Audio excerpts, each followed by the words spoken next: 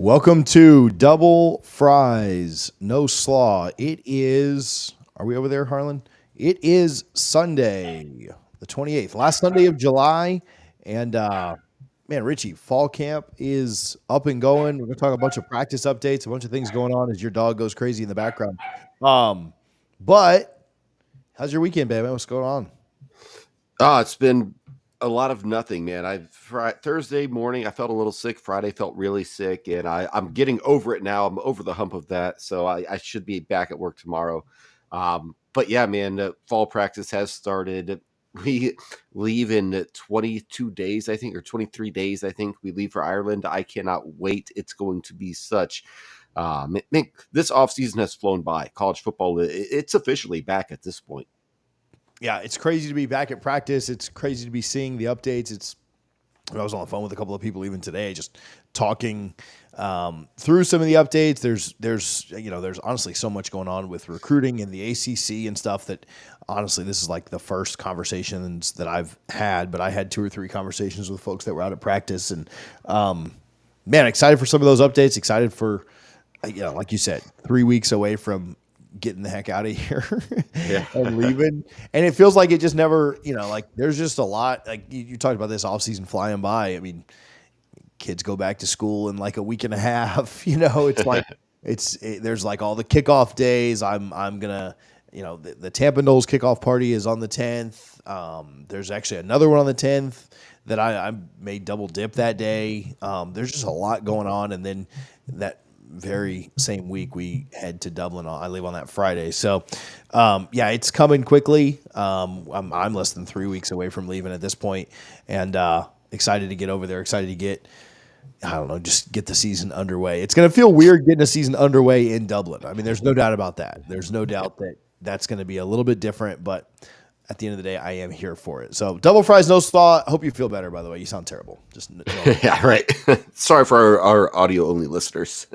Nope, they'll be all right. That's what you get for not being on YouTube. So, double fries, no slaw, brought to you by Guthrie's in Tallahassee. You can visit their locations at 1818 West Tennessee, 2550 North Monroe, and 2870 Appalachia Parkway. Make sure that you're getting your gut box.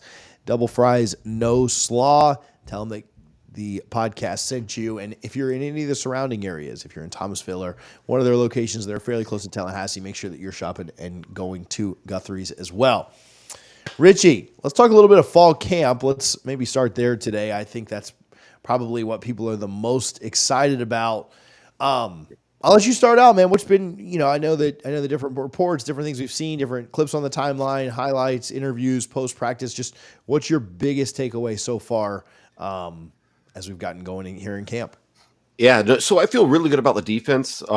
Even with all the new pieces, we've talked about that defensive line and how solid it's going to be. We have questions at the linebacker position, obviously, and we love our secondary and our safeties.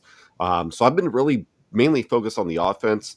My takeaways, had 4 practices so far, and practice number 4 was DJ's first turnover interception, which I'm okay with because typically new quarterback, new system, start of fall camp, you'd expect, a couple turnovers here and there. And for him to go 3 practices without doing that and then doing it on the 4th one, that's fine. It sounds like he's really settling in pretty nicely. So really happy with how that's has gone. And, I'm really excited. It sounds like Danzy he should be in Paris right now, TJ. With the speed that I'm hearing in the videos we've seen, it's ridiculous. Mike Norvell is going to find ways.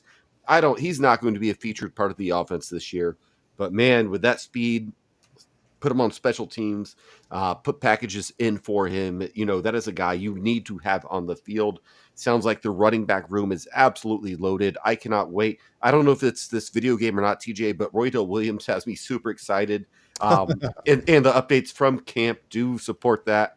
And then I just really think this is going to be probably the best and deepest offensive line we've had maybe since 2013 when we won the national title. I'm just super excited that, like I said, my focus has mainly been on the offense because I trust what we have on the defense, but I'm very encouraged with what I'm hearing from the offense. Yeah, just starting with DJU, I feel really, really good there. I feel really, really confident in him. I know there's a narrative of a lot of people that watched, you know, East Coast football, of just, how bad he's going to be, and just kind of the way that he played as a freshman, and people expecting him to just go out there and be terrible for FSU. And then, I just don't think they really watched last year. But yeah, all reports coming back out of camp are just that he approaches the game the right way. He plays the right way. He certainly has like the confidence and the leadership and the things that you want from that perspective. And he makes the throws. Now, you mentioned the one turnover. I heard there were a couple of plays that certainly could have been turnovers had the defense like caught the ball or whatever, right? But at the end of the day, they weren't, and you're going to have, we drop picks and other teams drop picks too. So, I think day one was, even though he had the pick in day 4, I think day 1 was probably his shakiest. And since then, he's looked really, really good. Like, any kind of questions or any kind of now you got to go out and do it, like in Dublin and then in Tallahassee and everywhere else we'll travel. But, any questions or any kind of concerns about, the level of play that you would get at quarterback, or I don't know. I just, they're pretty low for me. Like, I think he'd have to go out and really, really underperform, for me to be super concerned, especially with, we talk about the schedule, and we're going to kind of power rank the ACC teams here in a little bit. But, we talk about the schedule. Yeah, he would have to, for me, maybe the SMU game, maybe Georgia Tech, right? If the defense plays poorly, just, SMU is a little bit different just because I do think they've got a really good offense. But, those first 4 games, I don't think they're going to be close enough for me to be incredibly concerned. And I love the way it sets up for DJ. I love playing LSU first. The last couple of years, I liked playing Notre Dame first. The year before that, those were awesome, without a doubt. You think back to 2016, playing Ole Miss. It didn't go our way, but you think about 2017 with Alabama. I love playing those big games first. I love that we're not doing that this year. I love that it kind of gives DJ the chance to ramp up a little bit against teams that you're significantly better than, to where you should start 4-0. And in all of reality, even though SMU is kind of the fun upstart team, you should absolutely go on the road and beat SMU. There's no questions about that. And then that sets up kind of maybe the home game of the year with DJ getting to play, his former team in Clemson coming back. And so I'm somewhat appreciative that Florida State doesn't open up with LSU. Now, I'd be talking my crap just like we did the last 2 years if we did. So I'm not super worried about that. But yeah, I'm glad we don't open up with Alabama like we do in 2025. I'm glad that we don't open up in Athens like we do later on in the 2020s. So yeah, I like the way it sets up for DJU, and everything I'm hearing out of DJU is that there's just no concerns there. Could DJU go out and have a 3 interception game and throw an absolute stinker? Absolutely. Jameis Winston did that here. That's doable. Yeah, that could happen. Absolutely. Jordan Travis threw pick 6s last year. Quarterbacks are going to have bad games or Chris Swinkie threw 6 interceptions in one game. Yeah. It happens, right? And so I think the national narrative or the public perception of DJ is just oh, well, wait till that happens and we're going to jump all over you. And that's fine. If that's what you do, that's fine. Florida State loses a game, whether it be Clemson or Miami or Notre Dame or whatever, because DJ has a bad game, then that's fine. They're going to probably lose another game, or the defense doesn't play very well, right? And hopefully it's not anything that's super serious or rivalry, but it's hard to go undefeated. That's that shouldn't be a super big surprise.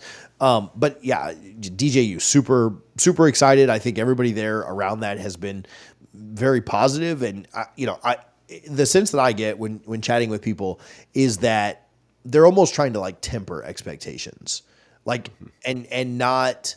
I don't know. We sound like super big homers, I'm sure, right now. And, sun's always shining and nothing bad can ever happen. But I do think that the people that I'm talking with are trying to almost temper that, because he's been so good that they don't want to just come out and say oh man, no, he's been phenomenal and just watch out this year. They're trying to back that off some. But if they were being on that's how he's looked. Now, you got 2.5 more weeks of fall camp to go. There's a lot of time for ups and downs, peaks and valleys and things like that. But I think things set up really, really well for him this year. Just on the running backs quickly, not a ton has changed the way I think there. I think Roydell and LT are, I said this on Saturday on a radio show. I think LT and Roydell Williams are good enough to be running back one a lot of places in this country. I don't think they're both better than Georgia's running back. I don't think they're both better than ETN or something. And I don't think they're both better than Yeah, whatever. I don't have to go through every single running back in the country. Like, Alabama, they probably wouldn't both be running back one for Alabama. They probably, but I think they'd be running back one a lot of places. And so, like, I think you truly do have a dual headed monster there. I don't think you did last year. I don't think LT was as good as he was in the ACC championship. This is no slight at him. I mean, you clearly had a 1-2 last year with Benson, right? And you Yeah. knew you were going to have that because of the year that Benson had the year before. And so, I think you had a clear one, a clear two, and a clear 1 and 2 may emerge from that tandem at some point. But I don't. Nothing really has 4 days into camp, 5 days into camp. Nothing has changed my thoughts on the running back room. I've thought it's going to be very good, and I still continue to think it's going to be really, really good. I'll talk wide receiver and O line, and then I'll let you kind of like follow up on anything. But I mean, I'm trying to not drink the Kool-Aid here and just be super positive on every single position group. But I'll say that wide receivers are still probably my biggest concern on the offensive side of the ball. But what I've been told is that I think there is some concern. There's some concern with who's going to step up, who's going to be the depth, who's going to come through for you in those big moments.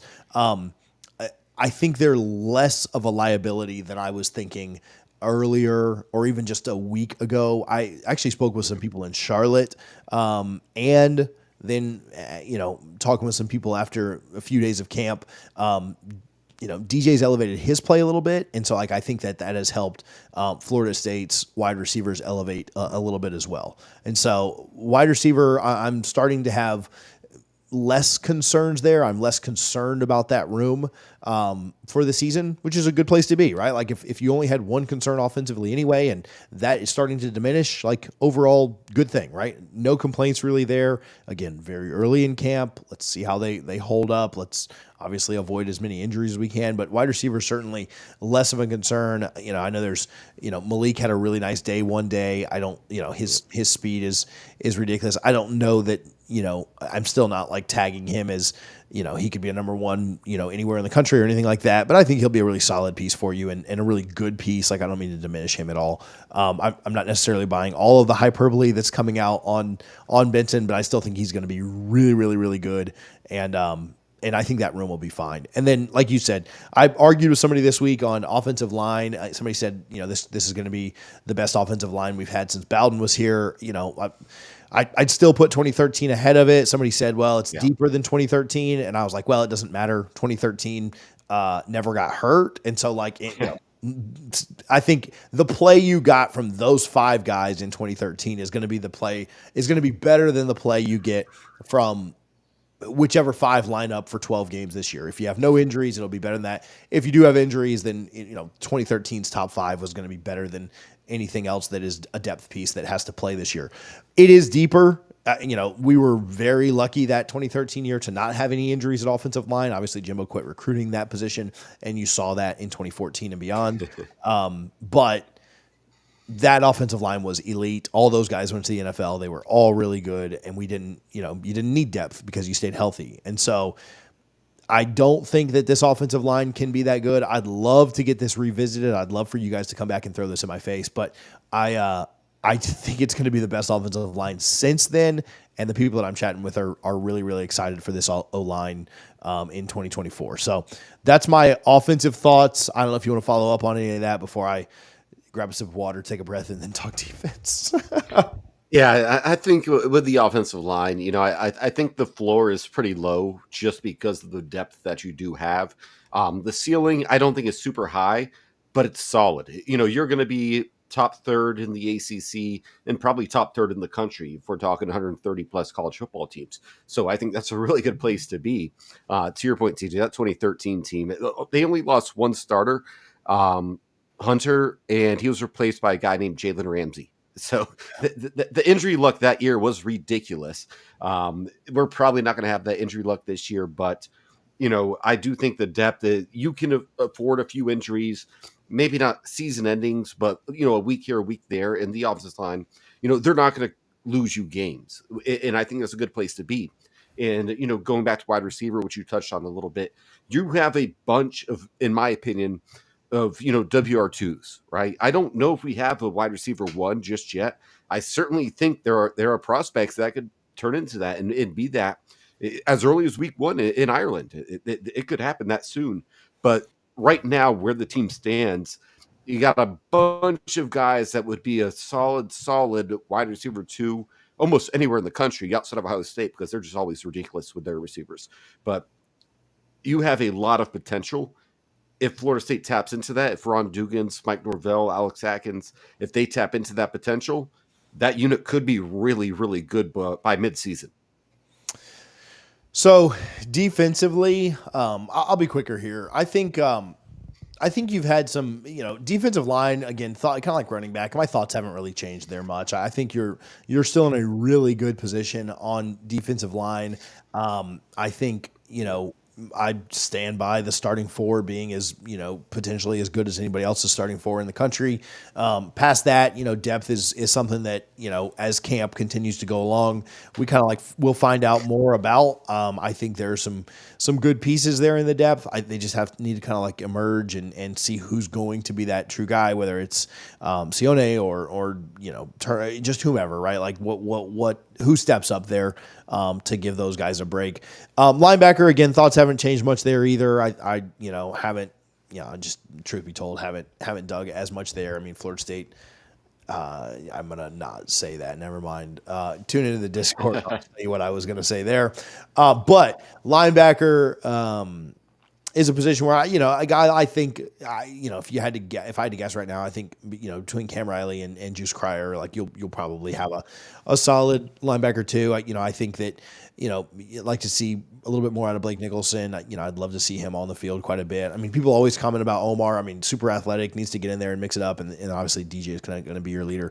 But I'll focus on DBs for a minute, and I think that's, as good as your starting four defensive linemen are, like your DBs are so deep right now that it's ridiculous. And I love our corners. I think that Florida State probably has two of the better corners in the league. I don't know how they. Actually, I guess has the All ACC stuff come out yet? Probably not. Like it just wrapped up on Friday, so hasn't likely come out. There, incompetent conference. Has that come out? Have you seen that stuff? I'm not. I got an email today to tell me as a reminder to put my picks in. I'm Oh, like, of course. I put those in last week. Yeah. Like, what are So we of doing, course, ACC? the SEC has theirs come out like while the conference is going on or while the kickoff is going on, media days or whatever. Not competent enough here for that to happen. So, just added to the list. AD Alfred, but yeah, I think two of the better corners, they actually both got my votes for cornerback. So take that, everybody else. I think Cypress is going to be really, really good, and I know Azariah Thomas is going to be really, really good for the Noles because he was last year, and I just expect him to continue that. But I think Fintrell is. I mean, like not trying to Jalen Ramsey or Deion Sanders, anoint those guys just yet, but I think they can be just as good as Green and Jones were last year for you. And so I'm really high on Florida State's corners. I think Shaheem Brown's one of the most athletic safeties in the not only the country in the conference but in the country. I really like what they've got just all over the secondary. I mean, I love her a little. I think that there is going to be a lot of talent, in that defensive backfield. And so I'm really excited to see how that progresses, what happens there. And I think Florida State's going to continue to load up at DB and continue to be developed by one of the better coaches in the country at defensive backs in Pat Surtain. So, again, defensive line, linebacker, not a lot of thoughts have changed there. It's early. DB's going to be great for FSU this year. If the line, Florida State obviously puts a big emphasis on their line, puts a big emphasis on their defensive backs. Linebacker, play can be hit or miss, at times. If you can get really good pressure up front and you can play really well in the back end, I mean, your defense is going to have a chance to be really, really good. And if your linebacker play can just be average, you should be fine.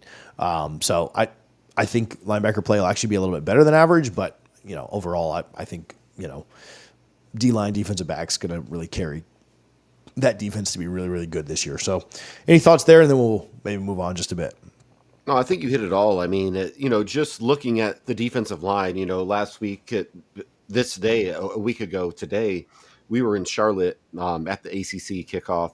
And, when you watch Pat Payton and, Josh Farmer on TV, or even if you're at a game, you're like, oh, they're pretty big dudes. Nah, man, standing right next to them, I'm 6'2", 180 pounds. I felt tiny as hell, man. Like, it was ridiculous. Those are some big dudes, all muscle, elite athleticism. Yeah, I'm excited about the defense because the talent is all over the field. Again, we can, nitpick about linebacker if we want to, but as a whole, and Adam Fuller has a lot to work with, and I do think this will be a top 10 defense again this year, much like it was the last 4 to 5 games of last year. Somebody asked about tight end. I'll say that I think Kyle Morlock is probably overperformed, not overperformed, but had a little bit. I had a better spring already than a lot of people expect. Obviously, got highlighted than in that in a video that FSU put out. I think he's going to have a good year for FSU. I know a lot of people Yeah. are really excited about Landon. I think as a true freshman, you probably need to pump the brakes just a little bit on. I know the video game makes him out to be really, really good and super athletic, which kind of what happens when you're a 5-star in a video game. Yeah. But I think Tough Morlock, position. Yeah. yeah, I think Morlock's going to have a good year this year. I think a lot of people discounted like how tough that transition would be from shorter to Florida State, and I think even when he committed, I mean, you have to go back to December of 2022 to find this. But I think even when he committed, I think we said like, I go find the video of the commit video that I made. I think I'm, fairly confident. I said like, this year we'll see what we get, but next year, gonna really be a good player for the Noles. And Norvell even mentioned that, just that transition. I don't know if that was in a media breakout session or where, but Norvell mentioned that too. Just that time it takes to really align. So I do think he'll be really good this year. He also had to play behind Jaheim Bell, who was a really dynamic player at that position, and so you kind of had to share some of your reps with a guy who ended up getting drafted, in a fairly decent position for the kind of player that he was. So yeah, excited for that. Special teams. I mean, put me down. Bold predictions not here yet, but I'll take both a punt return and kick return for touchdown this upcoming year. Did we get a punt last year? Did we have a punt return go? I don't think we did. I think just kick that Duke game. No, just span. Yeah. So I'll go punt return and we're not too bold predictions yet, but don't steal mine, Richie. I'll go punt return and kick return for touchdown. Just thanks to the specialists. Hey, I'll go pick six too. You know what? I'll do all four. I'll do those two and a fumble six. So I'll do all four, and that'll be one of my bold predictions. Harlan, don't let Richie steal that one. So, but yeah, good. I mean, it's I think Master Romano could be all ACC, preseason all ACC punter. So I think he could be really good. I don't know if Fitzgerald should get the same kind of love, but if he can improve at all on last year, which last year was really, really good, then I think Florida State will be pretty happy with how they have their kicking game next year. Keon didn't get a punt return for a touchdown, but he did. I think both He got close a few times. Yeah, the Florida game and the Miami game, I think were both like 40 or 50 yard returns. One from I think his own 10 got it up to the 50. One from like the 40 got it down to like the 10, and so it was he flipped the field twice, but banged up and kind of hurt. He still did pretty good. Yeah, if he was healthy, he would have got one of those in for sure. He was, especially the Miami one. Yeah, he was special, and those were probably two of the bigger plays in both games. So for a guy who never returned punts before, unbelievable. Yeah, and apparently has never signed a contract before. That was hilarious. Keon's the funny. Some Bills guys actually hit me up and reached out and said like, "Hey, we want you to come on and talk." It's a Bills Jets podcast, which is really specific and really kind of random, I guess. But they were like, "Hey, we want you to come on and talk Keon and Jordan Travis." And I was like, "Oh my gosh, I could Jordan, of course, I love the kid, but I could talk about days, Keon forever about Keon Coleman." So yeah, like let's roll. So, hey, my wife just sent me 2 screenshots before we get on here of things to order from Garnet and Gold before we go over to Dublin. So let me give Garnet and Gold a little bit of love. You can go to garnetandgold.com, use code NOSLAW, NOSLAW. They've got a whole bunch of green stuff right now. So whether you're going to Dublin or just watching on TV while we're in Dublin, go get some of that green Garnet and Gold gear for Florida State. Game in 27 days based on when you're listening to this or when you're watching it. And man, she sent me a green t-shirt. She sent me a hoodie because it's a little bit chilly over there.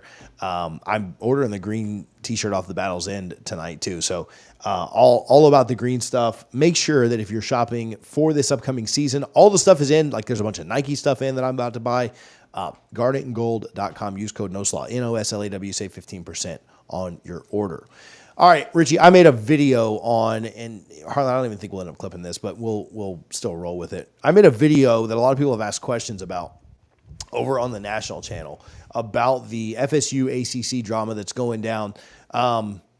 Sorry for how, hopefully I'll be able to kind of fly through this, but 8/1 is the deadline, August 1st, for the documents from the Attorney General, Florida's Attorney General, Ashley Moody, to receive from the ACC. So essentially she sued them for some documents, said they need to be public.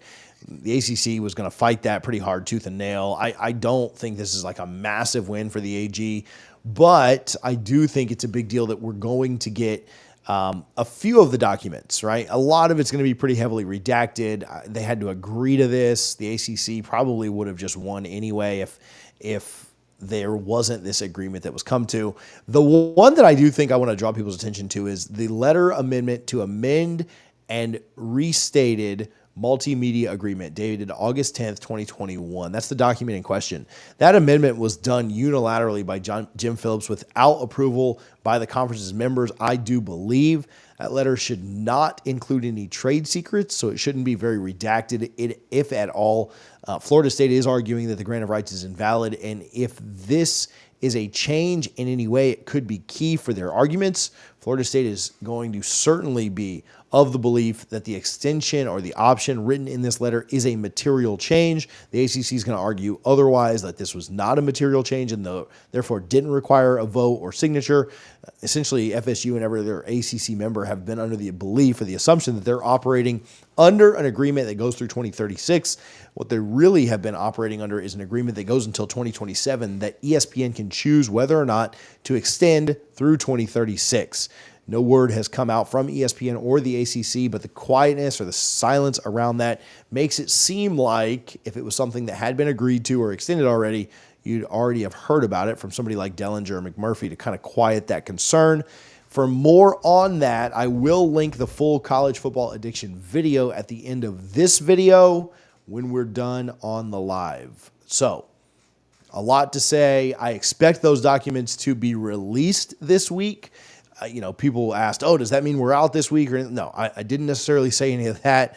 I'd love if an announcement came, but I expect those documents to come out this week since the deadline was the 1st. Again, we'll see how redacted things are. The only thing that should be redacted is kind of the trade secrets, but I'm very interested to see what that amendment looks like, or that letter for the amendment looks like. I think at that time you'll see some of the regular players like McMurphy, Matt Baker with the Times, Ross Dellinger with Yahoo. I think they'll kind of opine and dive in on what the document means. I certainly think Matt Baker would attack it. I certainly think somebody like David Hood at tigernet.com would attack it. If they don't, we'll certainly talk about it. I've been actually chatting with Doug Rohan about it a little bit. And so I think that's a big deal. I don't think that, that document comes out and we're just out tomorrow, but I think that that's something that's going to be argued pretty heavily in court, and something that, Jim Phillips probably should not have done that by himself, and probably should have tried to get the permission of should have gotten the agreement of the members of the conference. And I don't think he did that. So, that's all I got, really, Richie, right there. I don't know if you have a massive follow-up on that or not, but just wanted to, I got a bunch of questions because we did that video over on the other channel. If not, we can move on to ranking some of these teams. Yeah, no, we can move on. I just think, the legal process, as we've all been learning, those of us who don't have much experience with the legal process, it moves extremely slow, and that's just what I'm expecting. I don't think much comes out of this. Florida State will continue to push forward. We'll see how committed AG Moody is. I think she's kind of a little, waffly. We'll see, but I'm looking forward to it. It's the next big step in the process. There is a deadline this year, I believe August 15th, for Florida State to announce they're leaving the ACC. I'm starting to think that does not happen just with how close it is.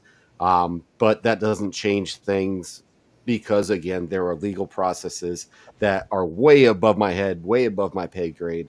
But, again, this is a big deal to see these documents come out.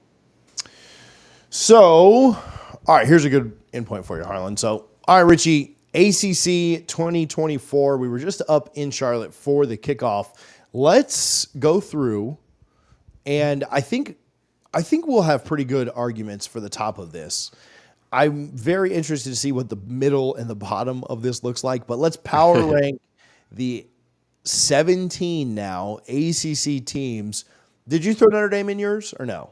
I Where did you would not. have them? They are not an ACC team. I didn't either, but just wondering. I do like symmetry though. So like having we're the having an odd number of conference members of again only the ACC does. All right, number one power ranking the teams. We'll start from top to bottom. I'll go best to worst because I feel like people watching this probably care about the best team the most. So yeah, it's Florida State for me. It's Florida State until it's not. I think I probably would have had Clemson first last year until proven otherwise. In fact, I think I picked us to go 11-1, losing to Clemson. So yeah, I gave them the respect. But it's Florida State until it's not. Especially getting to play Clemson at home this year. Florida State to me is the best team in the conference. I don't necessarily think they have the most talent. I still probably put Clemson and Miami ahead of them on just pure roster full talent when it comes to rankings and stuff. But coaching considered, everything else considered, it's Florida State number one for me still. Yeah, I have Florida State number one. I actually, people gave me a little bit of crap for it last year. I had Florida State number one last year just because I thought it was that year. Not that I'm some sort of Nostradamus when it comes to college football, but I certainly thought Florida State was the best last year, and I think they are the best this year. To your point, TJ, they are not the most talented roster in the conference, and they may not be top two, and you could make a very good argument for that.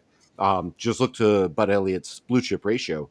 I think Clemson and Miami are the most talented rosters. But when it comes to coaching, I think Dabo, he's he's still a really, really good coach, but slowly getting left behind. But he's still my number two. I have Clemson number two after Florida State at number one. Yeah, I agree. When you look at pure talent, the big thing that I don't think that the blue chip ratio factors in is talent does not always Not as much, success, especially with right? the portal. Especially Yeah, with the portal. it's hard to factor the portal in, and it just talent doesn't mean everything. Now it means a lot, right? And Yes. so like, but talent and best are definitely two different things. I have Clemson second. I don't, I do think that Clemson. Man, Clemson could have 3 losses in the first 5 games. They play Georgia first. I think they lose that. They play us. I think they lose that. They play NC State as well early. And I think NC State's going to be good this year. In fact, they're in my top 4, which I won't give away the whole thing. But yeah, Clemson's got a lot to prove. They could also be 4-1. They could beat Florida State on the road. They could beat NC State. I still think they lose to Georgia. If they're 4-1 with wins against NC State and Florida State, especially the Florida State game on the road, knocking them off after last year. Clemson's going to be looked at as the team they're going to the playoff at that point, right? The rest of their schedule is pretty trash. So Clemson 2 for me as well. I got Miami and then NC State. I'm not buying Mario all the way. I'm not buying Miami all the way. I am saying that their schedule is absolute garbage this year. And if they can't find a way to win this year, then it's just never going to happen. They went out and spent more than any other team in the AC. Like they've spent more money. They have absolutely invested here. This is their year to go. What's funny is this is their year to go all in and like buy all in for them. It's like, let's try and get to 10 wins and make it to Charlotte. Whereas we went all in last year to like win a national title. But Miami to me is third. I think there's a grouping of teams, like right here that are like okay to good, but I'm not confident enough in anyone else to think that they could run the table well enough to get to Charlotte. So Miami 3 for me, NC State 4th. What do you got? So this is pretty good actually because we're going to start seeing some pretty big discrepancies. I have Louisville number 3 in my power rankings here. I didn't put the schedule into consideration when I did this little project here, but I have Louisville, and then my number 4, which I think is one of Florida State's trickiest, maybe toughest game on the schedule. Considering where it lands, I have SMU number 4. So I have Louisville 3 and SMU number 4. I think SMU, Brett Lashley is a really good coach. He's got some studs coming back. He's going to lose pretty much his entire roster of as far as production goes after this season. but what he's bringing back this year, I would not be surprised to see Southern Methodist in Charlotte. Yeah, I don't think they're. Yeah, I have them a little bit lower. So Miami, and then I have NC State. I didn't really talk about them too much, but I think they bring in a ton of talent. I also think their quarterback transfer is going to be really good for them this year. So I think they, and I wasn't really considering. I'll say that I'm not really considering like scheduling this at all. Just SMU being a tougher game, just because it's for Clemson or on the road or anything like that. But yeah, they're a little lower for me. I think they're a team that, like, if things break right, they could have a good year. I don't think that I think they're probably a 3-ish, 4-ish loss ACC team. I think they dropped to us. I think they play Louisville the week after us. So they've got a tough road to hoe. But NC State, so I'll tell you what I have leading up to SMU. So this will be Florida State, Clemson, Miami, NC State, Louisville is who I have next. I have them a little bit lower, a little bit of a drop off, a little regression from last year. I don't think they're as good. So I guess from second to fifth-ish, although I don't know if they were the second best team or just, had the easiest schedule in the conference's history. But either way, Louisville. Then I've got Virginia Tech. I think Virginia Tech's going to have a really good year this year. Okay. And I think they could sneak up there past Louisville or NC State. And then I have SMU. I like drones a lot at Virginia Tech. If I had to, so maybe with the exception of Miami, the way I tried to think about this was if it was a neutral site game, who would I pick to win the game? And that's why I have Virginia Tech, Louisville, and NC State ahead of SMU. So, like, in a neutral site, I think Louisville's beaten them, which I guess you do too because you had Louisville one ahead. But in a neutral site, I think Virginia Tech's beating them. I think they're going to be, kind of underrated, sneaky good this year. I think NC State's beating them. Again, Miami, I think I probably lean Miami a little bit, though. The Lashley thing makes it interesting, but I just think Miami would overpower them from a talent perspective. So, Florida State, Clemson, Miami, NC State, Louisville, Virginia Tech, and then SMU for me. All right, so I'm at Florida State, Clemson, Louisville, SMU, and then I have Miami. And the thing with Miami, I think they probably are the most talented team in the conference. You could easily make an argument for that. You could argue Clemson. I think those are the two, but I do think Miami is the most talented. But we have enough of a sample size of Mario Cristobal's game day coaching that it doesn't make that much of a difference. Like, okay, yeah, you have the best players, but if you don't know what you're doing, then why? People make a lot of money betting against Miami, and I think that will continue to happen. So I have Florida State, Clemson, Louisville, SMU, Miami. Then I have North Carolina State. I think they're going to be really good. I think Dave Doreen is just a good coach, and he's that guy that's going to be like Leonard Hamilton was for the longest time in the ACC with Florida State. So it's a team you don't really think about. But, man, they'll sneak up and beat you, and they might whoop you when you don't expect it. So I think NC State is up there, and I have Virginia Tech right after that. Yeah, no, I'm in agreement. Yeah, I think Virginia Tech behind NC State makes sense. I think, again, I think SMU could, if it breaks right, but I think SMU's like right behind that first batch of teams. I do think that, the welcome to the Power 5 is Power 4, I guess, right now, is going to be a little bit of a wake up. I think depth on the lines of scrimmage will probably be where they see it the most. All right, so my second group is, I think we had this different orders, but what's interesting is we had the same 7, right? 1, 2, 3, 4, 5, 6, 7. I think the best of the rest, I'll just do one here. I think the best of the rest is Georgia Tech. I think Georgia Tech's the next best team in the conference. That's who I have. All right, yeah, I think Key is a phenomenal coach. Yeah, and I like Hayes King. He's going to get a better job. Yeah, I think best of the rest is I want to almost what do you call it? Trademark that for this show only. But yeah, Georgia Tech easily my number 8 team. I really can't see them beating any of those teams ahead of where we're at. Maybe SMU, they could sneak up and beat any of those teams. I mean, they beat Miami last year. They could beat SMU. But I don't think they could beat any of those teams consistently, or if both teams played their best game, Georgia Tech's not winning. After that, I've got a couple Tobacco Road schools. I've got Duke and then Carolina. I think Duke's going to be pretty. I don't think they're going to be amazing. I think Duke will be pretty good with Manny. I think he'll institute some good defense for that. I like them better than a lot of the other teams in the conference. I don't think there's a lot of like. I think we're getting kind of the no offense to any Syracuse fans watching, but I think we're getting kind of the bottom of the barrel at this point. And I got Duke after Georgia Tech and then UNC. All right, so this is great podcasting, by the way, because I overlooked one team after North Carolina State. I did have UNC, then VT, then Georgia Tech. Ooh, that's high for UNC to me. Yeah, but Mac Brown is old. He's going to have a solid team. But then when we get back beyond Georgia Tech, I had Duke just like you, and then this might be a little high, but I have Cal. I just think Cal is a team that I think.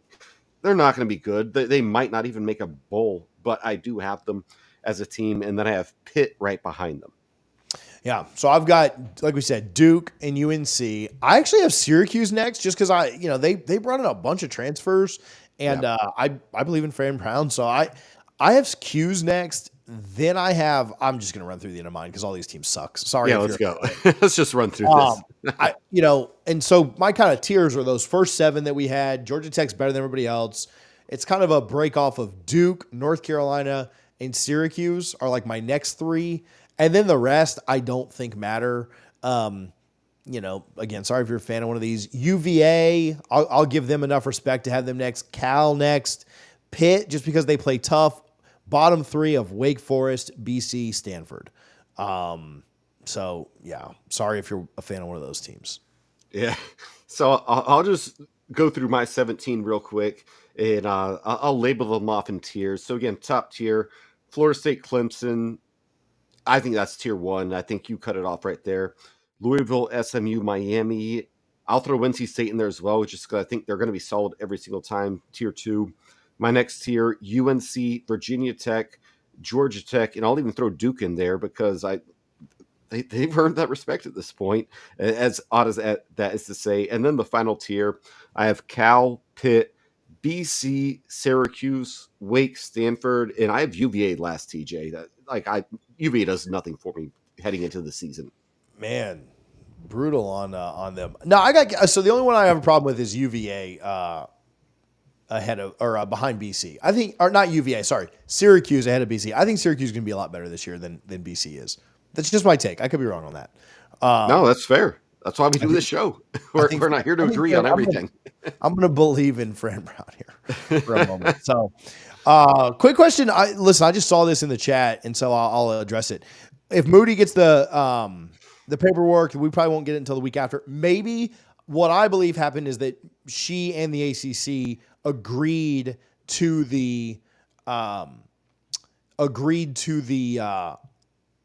call it? The redactions, which the ACC, I think she knew the ACC was going to win in court anyway. So I think they've already agreed to the redaction. So I don't think there's a lot for her office to need to hold on to. That's kind of been some of the talking points that some people have told me. That's a really good point though in the comments, Brett. I appreciate you for making it. So I do want to,